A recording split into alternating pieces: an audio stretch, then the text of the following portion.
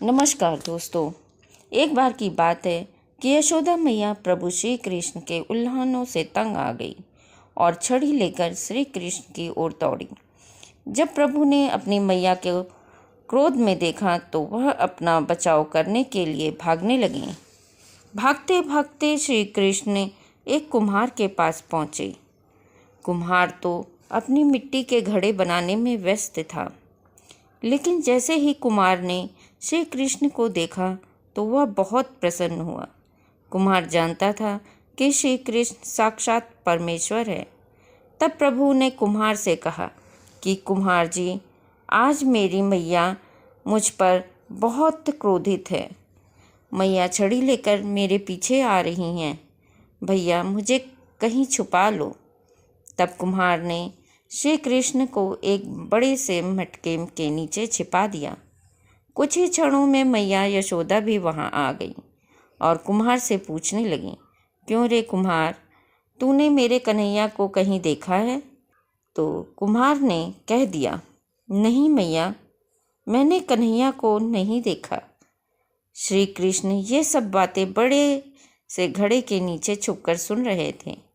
मैया तो वहाँ से चली गई। अब प्रभु श्री कृष्ण कुम्हार से कहते हैं, कुम्हार भैया, यदि मैया चली गई हो तो मुझे इस घड़े से बाहर निकालो। कुम्हार बोला, ऐसे नहीं प्रभु जी, पहले मुझे 84 लाख योनियों के बंधन से मुक्त करने का वचन दो। भगवान मुस्कुराए और कहा, ठीक है, मैं तुम्हें 84 लाख योनियों से मुक्त करने का वचन देता हूँ। अब तो मुझे बाहर निकाल दो। कुम्हार कहने लगा, मुझे अकेले नहीं प्रभु जी, मेरे परिवार के सभी लोगों को भी 84 लाख योनियों के बंधन से मुक्त करने का वचन दोगे तो मैं आपको इस घड़े से बाहर निकालूंगा। प्रभु जी कहते हैं कि चलो ठीक है, उनको भी 84 लाख योनियों के बंधन से मुक्त होने का मैं वचन देता हूँ। अब तो मुझे घड़े से बाहर निकाल दो। अब कुम्हार कहता है, बस प्रभु जी, एक विनती और है, उसे भी पूरा करने का वचन दे दो तो मैं आपको घड़े से बाहर निकाल दूंगा। भगवान बोले, वो भी बता दो, क्या कहना चाहते हो? कुम्हार कहने लगा, प्रभु जी, जिस घड़े के नीचे आप छुपे हो उसकी मिट्टी मेरे बैलों के ऊपर लाद के लाई गई है। मेरे इन बैलों को भी 84 योनियों के बंधन से मुक्त करने का वचन दो।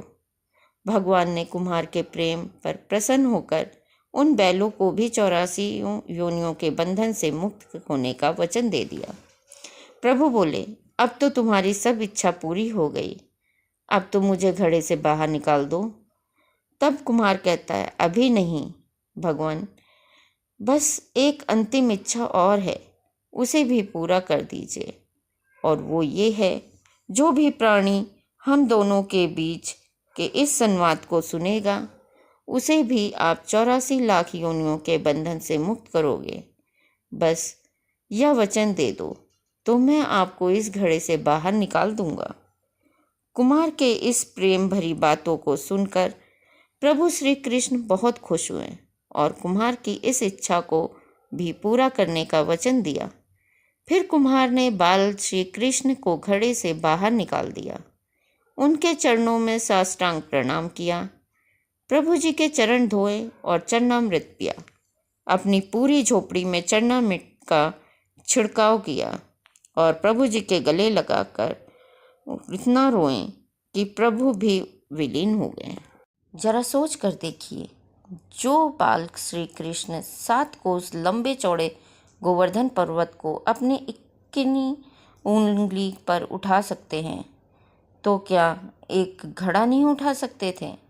लेकिन बिना प्रेम रीछे नहीं नटवर नंद किशोर, कोई कितने भी यज्ञ करे, अनुष्ठान करे, कितना भी दान करे, चाहे कितनी भी भक्ति करे, लेकिन जब तक मन में प्राणी मात्र के लिए प्रेम नहीं होगा, प्रभु श्री कृष्ण नहीं मिल सकते। जय श्री कृष्ण।